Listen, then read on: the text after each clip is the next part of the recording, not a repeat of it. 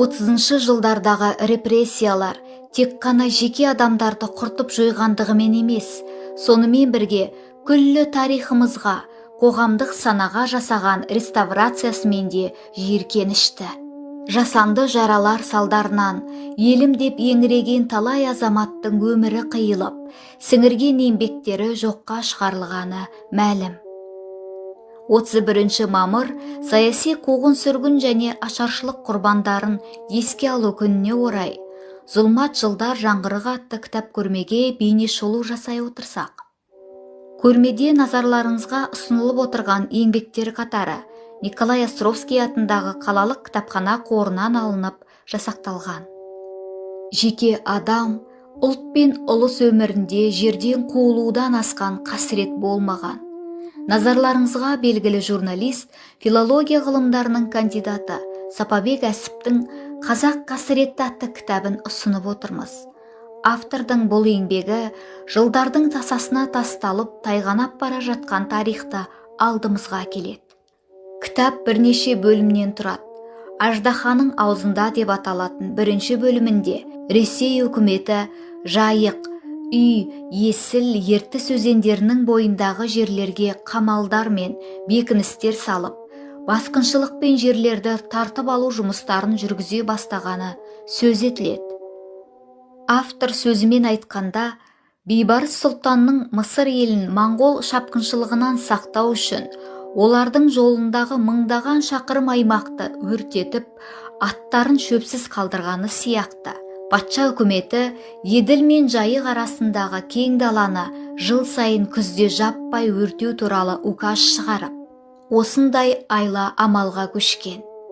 Сонымен қатар далалық ережесі атты заң бекітіп, сол ереженің 119 бабының аясында қазақтар мекендеген жердің бәрі мемлекет меншігі болып табылады.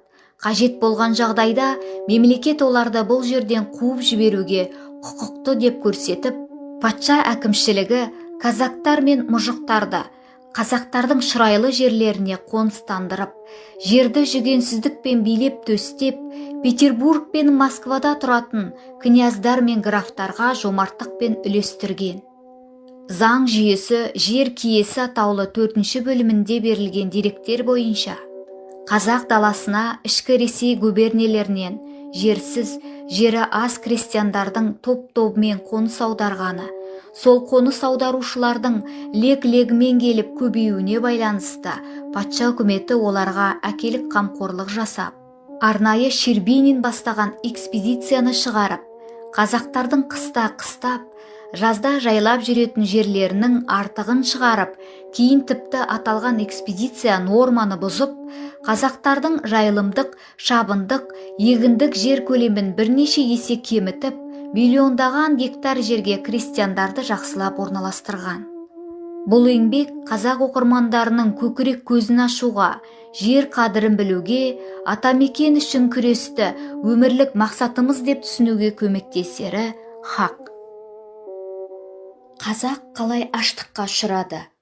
Бұл жинаққа Қазақстан халқына орны толмас қасірет пен қайға келген 30 жылдар ойраны туралы мемлекет және партия қайраткерлері Ғабит Мүсіреповтің, Ораз Исаевтың, сондай-ақ басқа да азаматтардың еліміз бен республика басшыларына әр жылда жазған хаттары жарияланған.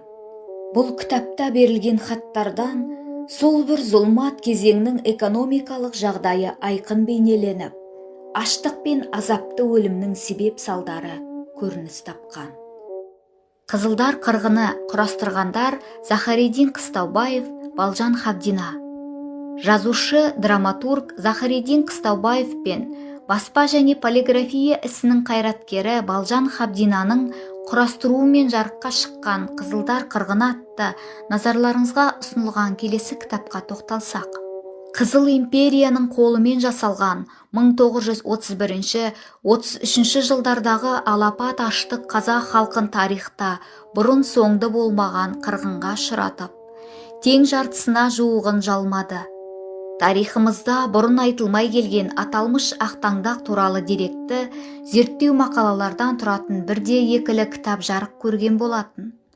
Ал бұл кітапта сол аштықтың зардабын тартып, өздері де бір өліп, бір тірілген тірі куәгерлер көздерімен өріп, бастарынан өткерген зұлмат жылдар трагедиясын баяндайды.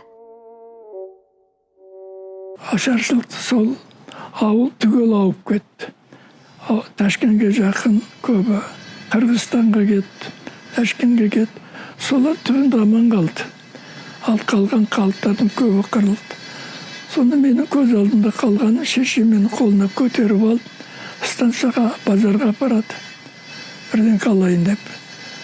Сонда жол жөнекей, іші кеуіп өліп жатқан адамдар менің көз алдымда.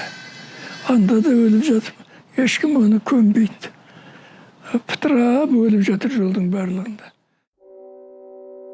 Кітапта 1931-1933 жылдардағы аштық туралы тоталитарлық жүйе тұсында шындықты айтуға тыйым салынғаны, тағдыры тәлкекке түсіп, небір сұмдықты өз бастарынан кешіріп, тірі қалғандардың аянышты тағдырлары жазылған. Назарларыңызға ұсынылып отырған келесі кітап «Жазықсыз жапа шеккендер». Бұл еңбектің авторы жазушы, публицист, ғалым, тарих ғылымдарының кандидаты Бейбіт Қойшыбаев.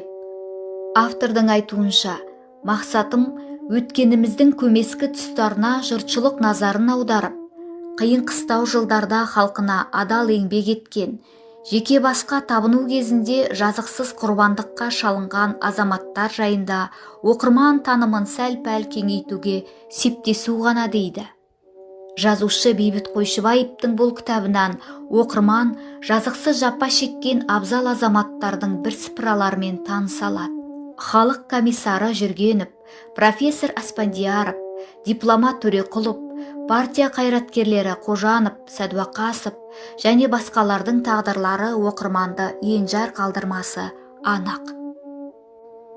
Қазақ өзінің ұлттық салт дәстүрін ұстанған, өзінің бағыт-бағдары бар бір мемлекет болса деп армандап, сол үшін еңбек еткен қоғам және мемлекет қайраткері Тұрар Рысқұловтың ел үшін, ұлт үшін істеген еңбегін әңгімелейтін Ордалы Қоңыратбаевтың «Тұрар Рысқұлов» атты кітабы.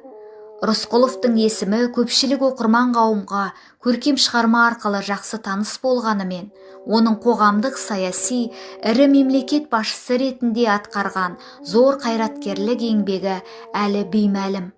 20 жасында ірі мемлекет басшысы деңгейіне көтерілген халқымыздың біртуар перзенті жайлы бұл кітапқа 1917-1924 жылдардағы қоғамдық саяси мемлекеттік қызметі, өсу, қанаттану, шыңдалу, ысылу, қалыптасу жолы арқау етілген. Жолтай Әлмашұлы, Сұлтанбек Қожанов. Осы ретте бүгінгі ұрпақ назарын аударуға тұрарлық тұлға, ұлтымыздан киргиз деген атты жойып, қазақ деген атты алып берген мемлекет қайраткері, жалынды публицист Сұлтанбек Қожаұлының өмірі мен қоғамдық қызметі жайлы баяндайтын еңбекке тоқталсақ. Бұл кітапта 1937-38 жылдардағы репрессия құрбаны болған ірі мемлекет қайраткері Сұлтанбек Қожановтың өмірі мен қоғамдық қызметі жайлы кеңінен сөз етіледі. Кітап авторы, жазушы, ғалым, елімізге белгілі қаламгер Жолтай Әлмашұлы осы тақырып төңірегінде 20 жылдан астам уақыт еңбектенген. Аталмыш еңбекте Сұлтанбек Қожанов туралы бұрын-соңды ғылыми тарихи айналымға түспеген көптеген құжаттар да қамтылған. Жинақта сондай-ақ Сұлтанбек Қожановтың өмірінің кейбір сәттерін аша түсетін көркем эссе сипатты туындылар да бар. Смағұл Елубайдың Ақбозүй трилогиясы ашаршылық, сталиндік қуғын-сүргін, тоқырау заманын қамтыған ең ірі көркем туындылардың бірі. Жазушы бұл еңбегінде ерекше суреткерлігімен трилогиясының көркем құрылымымен көзге түседі.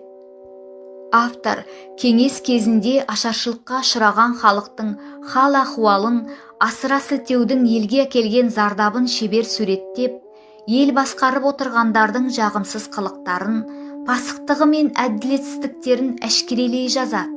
Ақбозүй нәубетті заманның шындығы арқау болған бірден бір роман.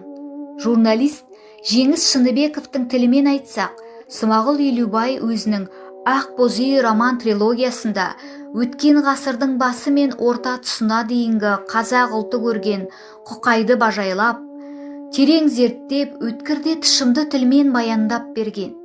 Жазушы 30-шы жылдардағы ақтаңдақтар, қарадақтар, миллиондаған жазықсыз жандардың аштан қырылып, қуғын сүргінге ұшыраған кезеңінің Ұлы Отан соғысының зардаптары, одан бергі тұралау, тоқырау заманы тарихының кең ауқымды панорамасын жасай білген. Романды оқып отырғанда халықтың елім айлап зар жылағанын, күңіренген үнін естігендей боласыз.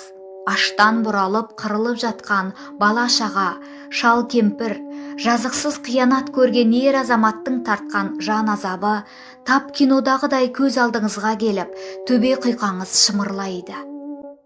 Сонымен қатар, көрмеде баспасөз материалдарына да орын берілген.